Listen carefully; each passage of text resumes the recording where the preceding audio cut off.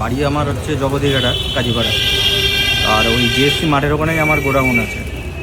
আর কালকে 1:30 নাগাদ ওখানে একটা আননোন মানে অজানা একটা ব্যক্তি, মানে আমি ওই গোডাউন থেকে 60 মিটার দূরের মতো ছিল, ওই টাইমে ও ঢুকে 1:30টার দিকে আমরা পরে গিয়ে সিসিটিভিতে দেখেছি যে আননোন ব্যক্তি ব্যাগটা নিয়ে বেরিয়ে গেছে।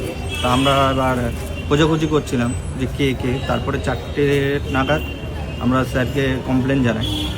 তো আইসি বারাসাতের আন্ডারে অসীম দাস এবং পৃথ্বীশ দত্ত এই দুটো অফিসার ভালো করে কাজ করে ইনভেস্টিগেশন করে সিসিটিভি দিয়ে দেখে রাতে 10টার সময় আসামিকে অ্যারেস্ট করেছে।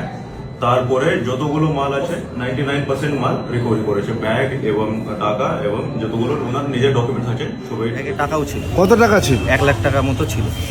কিসের গোডাউন আপনার? টাইলসের গোডাউন। ব্যাগটা আপনার? হ্যাঁ আমার।